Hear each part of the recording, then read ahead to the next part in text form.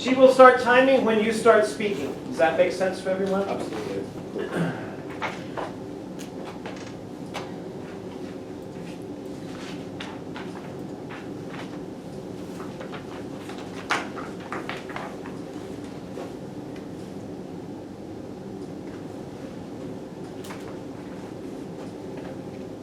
Does anyone know how this works? Oh, no, it's off. That helps. The clicker. Yeah.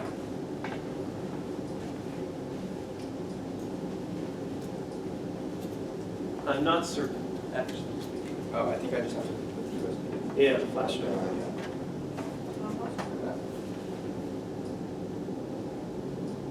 Is it responding?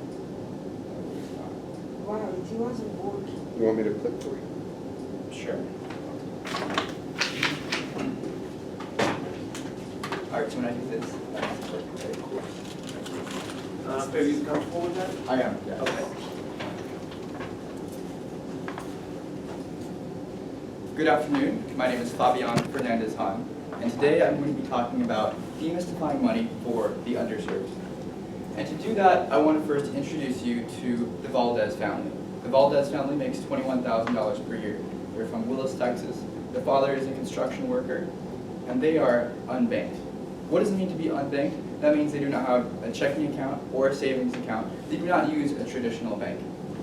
And this is actually a very big problem. Why is it a problem? Because when families or individuals do not use a traditional bank, they resort to alternative financial products or services. For the Valdez family, this means $40,000 that they accrue over their career just in check cashing fees. On top of that, they pay between 400% and 500% interest on short-term loans from payday lenders. This is 20 times the legal limit that large banks can charge.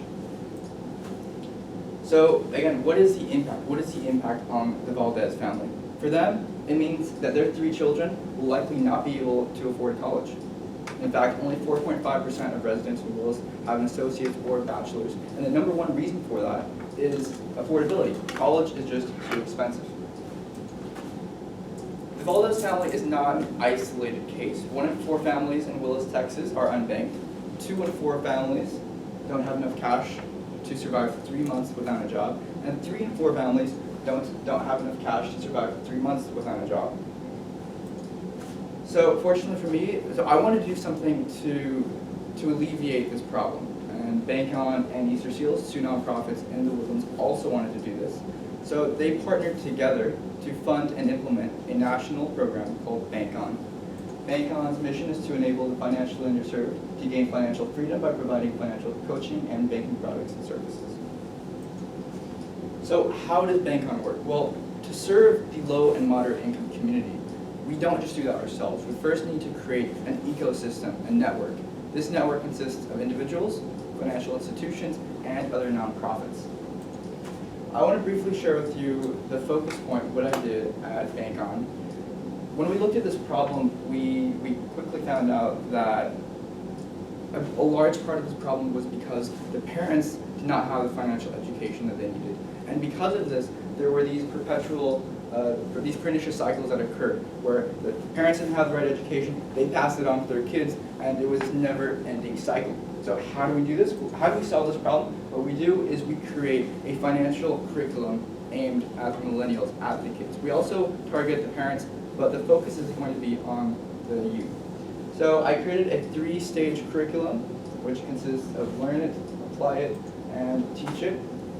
The way this works, in reality, is you would have the first lesson about money. What is money? Why do we use money? What can we do with money? So they would learn, with money, you can earn it, you can save it, you can spend it, you can invest it. There are 4 different things.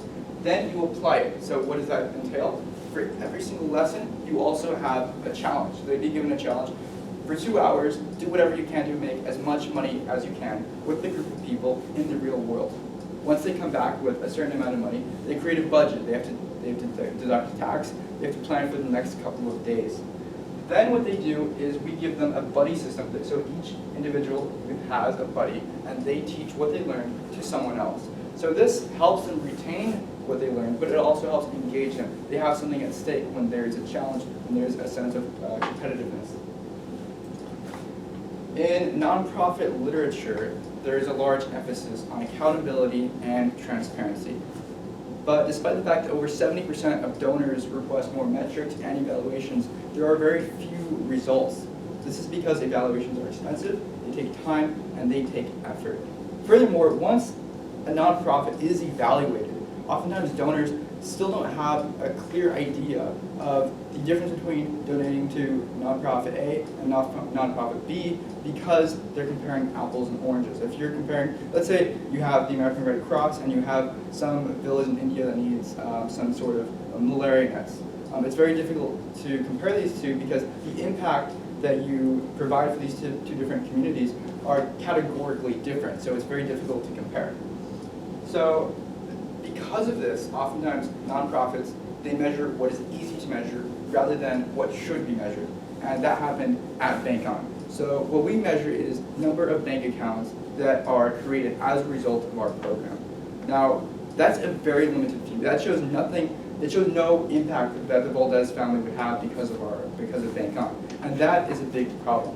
In fact, partially because of limited metrics that we provide, BankOn has 0 sponsors besides banks. Why do they sponsor us? It's because they're legally required to. Under mandate, they need to serve the low and moderate income community. They outsource that to us, so we're actually doing them a favor.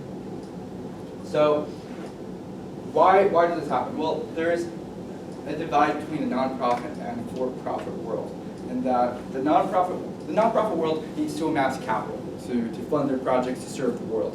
And they do that in 2 different ways. Actually, they do provide metrics. A great example is the Calvert Foundation. They're a very respected nonprofit, but they don't provide many. They provide the percentage of money that is repaid to investors and percentage of money that is reinvested into projects.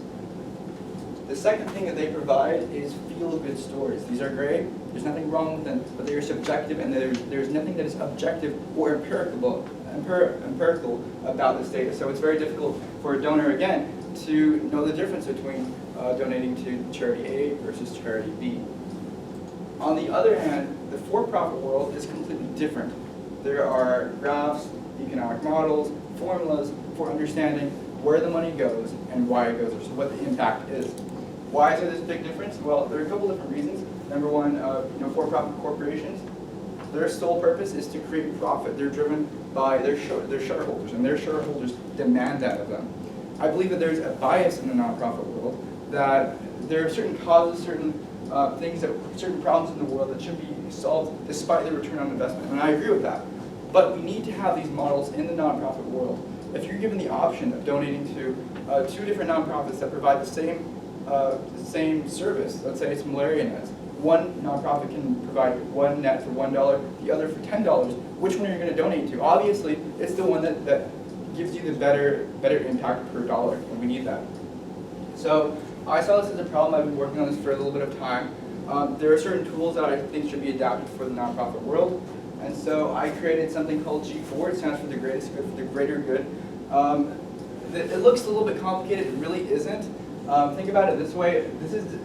I took something called the Miller discount dividend model, as well as Eugene Fama's 5-factor capital asset pricing model. Essentially, P is the price value that you want to give to anything. So think about it this way. Let's say you want to buy a water bottle. How do you know how much you should pay for it? Maybe you go on Amazon, you see what the historical data on it is. But if you're given something that you've never seen before, say it be a stock, how do you know how to price it? Well, there are different models. This isn't one of the Miller discount dividend model is one. So you can look at a stock's forecasted appreciation. You can also look at dividends. Dividends are just free money that a company gives to its stockholders to incentivize and appease them. So this is something that I kind of adapted the discount dividend model to. Essentially, P, the higher the value, the better. We look at the cash that is generated because of the project. So that's one. So if a charity is making money from donations, from whatever they're doing as an organization, that's good. Another thing that's good, one way that we measure impact is if an individual in a certain community is taking less from the state as welfare and they're paying more in taxes, that's another indicator that this project is good. It's creating value for a certain community. G on the top, that's a bad thing. So the nonprofit's expenses, overhead, things like that, usually not a good thing. And then our VACO and VAPO. In the discount dividend model, you have something on the bottom of this equation that it's a risk-free rate of return. So whatever stock this is, it has to provide something better than than in the case of the discount model is U.S. stock bonds. It's about 2%. It's completely risk-free. So if a stock cannot provide something better than that, then it's worthless. Same thing here. It's an average of the best charitable option with the best profitable option. So this, whatever charity this is, they need to be competitive in the marketplace. So I hope that more models like this for the for-profit world can be adopted for the nonprofit world. And I hope that these projects can help people like the Valdez family, and millions of others just like them. Thank you.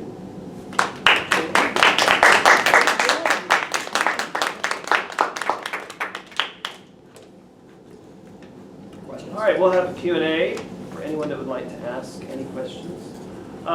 Fabian, can you tell me the last, can you sum up for me that conclusion that you made? It came out of your mouth so quickly, I was writing it down and I got halfway through it. No problem. So the conclusion, there are many different models like this, different tools. So another example of something like this is Bitcoin. It's a cryptocurrency that's used, that's actually kind of a tangent, sorry about that, but it's used currently as a tool for many different things. It can also be used in the nonprofit world to show transparency so you can track individual dollars where it's going to. As a donor, I believe that donors should be given the respect of knowing where their money goes. They should also be given the control. If they don't want their money to be used for a certain purpose, they should be granted that. So I hope that more models currently used in the for-profit world can be adapted for the nonprofit world to affect better change and more efficient change. Yes? So there's a number of things that lie at the heart of this, as you know. We could talk about the minimum wage and low pay. We could talk about the banking industry themselves. But the immediate then problem for a family such as that becomes predatory lenders. Absolutely. Okay. And in Texas, as you know, we will not regulate predatory lenders, and we have a predatory lender in our legislature as a lawmaker, and who charges disgraceful amounts of interest on loans. What does a family do? So you've done this brilliant work, and it's fantastic, and the Bank On project's really, really necessary, particularly for getting people really young. Yes. How does somebody like that ever get out of debt? Is there any kind of government payback loan process where somebody can take on and give them sort of a 30-year period to get out? Because otherwise, they keep having to go to the predatory lender, and they just get deeper and deeper. Absolutely. That's a great question. I have not done much research on that, just as a disclaimer.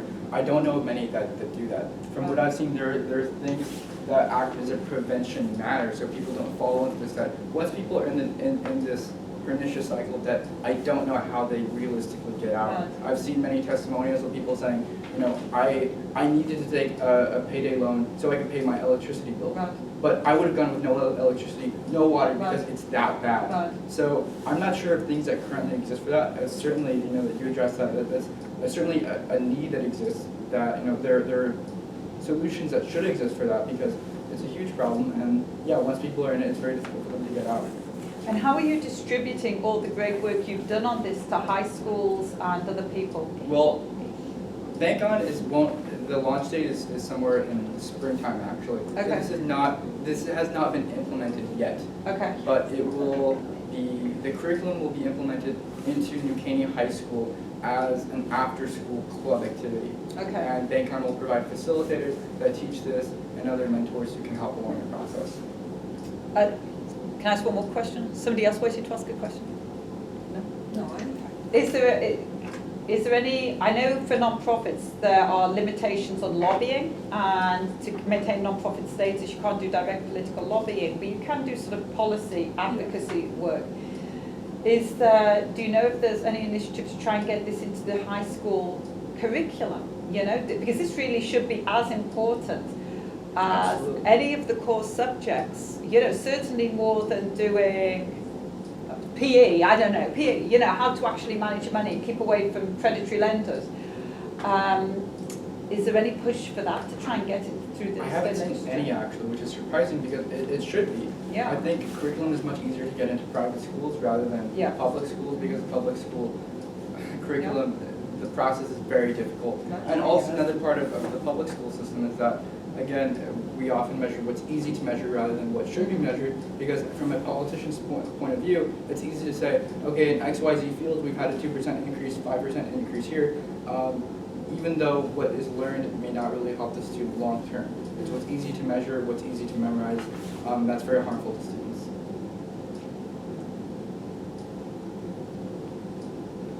Thank you. Thank you. Thank you. Thank you. Appreciate it very much, and thank you, Dr. Ross, for those questions. Great, great. All right.